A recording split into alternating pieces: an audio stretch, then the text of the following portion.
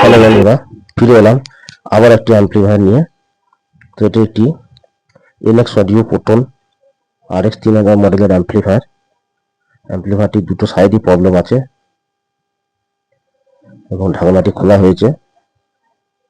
Chamber দুটো কি বার করে নিতে হবে, কারণ দুটো চেম্বারই খুলে আছে।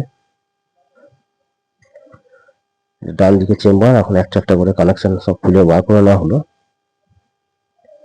এবং সমস্তভাবে খুলে নেওয়া হচ্ছে, খুলতে হবে, না হলে কাজ করা যাবে না। এই রেস্টেন্সগুলি সব পুড়ে গিয়েছে, 5401, 55, 51 গুলো সব ফেটে গিয়েছে এবং ভালোই ধোয়া হয়েছে বোর্ডটি।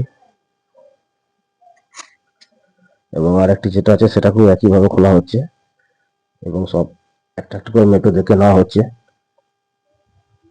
কোনটা ভালো আছে বা কোনটা খারাপ আছে। তো এটি বাঁ দিকের বোর্ডটি, এর যে 1837 বা 47, 93 যেগুলো আছে সেগুলো সব ফেটে গিয়েছে, দেখি বোঝা যাচ্ছে। ভালো রকমই ধোয়া হয়েছে দুটো সাইডই।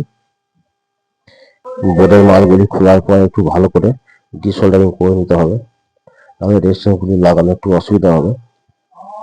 যেখানে যা আছে প্রচুর রেজিস্ট্যান্স পোড়া আছে, এবং ভালো করে ডিসোল্ডারিং করে পরিষ্কার করে তারপর সেই মালগুলি সেটিং করতে হবে। এখন বেস ভোল্টেজগুলো চেক করা হচ্ছে। এখনো রেজিস্ট্যান্স কাটা আছে, পোড়া আছে, ওগুলো সবই চেঞ্জ করতে হবে। এবং 4.7 ohms যে রেজিস্ট্যান্সগুলি আছে ওইগুলি সব একটা একটা করে লাগানো হচ্ছে। সব কোটাই চেঞ্জ হবে, সমান হবে না।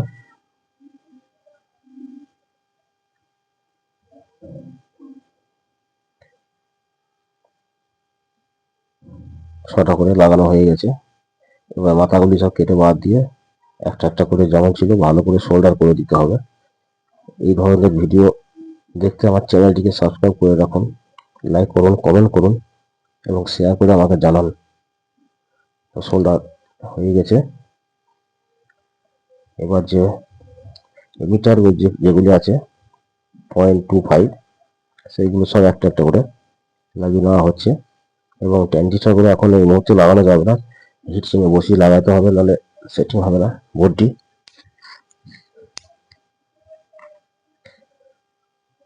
সব এমিটার কোটাই চেঞ্জ হয়ে গেল, কারণ এগুলো লাগানো ছিল কম দামের, সব কোটা এক ছিল না, 6টা 6 রকম ছিল, তাই সব এক করে দেওয়া হলো পাল্টিয়ে।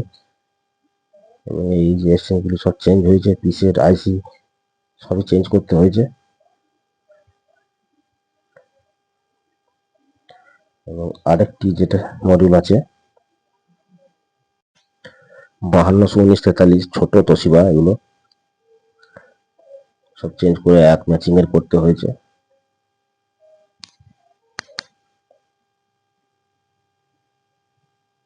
এবার চেম্বারটিকে কানেকশন করা হচ্ছে।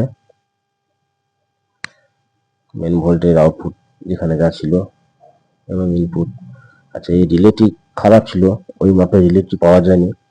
টি টাইপ রিলে একটা আলাদা করে তার দিয়ে লাগানো হয়েছে, আর ওই রিলেটা বসবে না ওখানে। এবং বাঁ দিকের চেম্বারটি কমপ্লিট, ওটাকেও একইভাবে কানেকশনের জায়গাগুলি সব লাগিয়ে নেওয়া হলো। এবার মেশিনটিকে চেক করা হবে।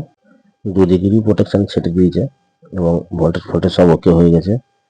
এবার মেশিনটিকে চেক করবো। তো একটা মিডিল নাট আছে, বাকি স্ক্রু সব কাস্টমারের কাছে আছে।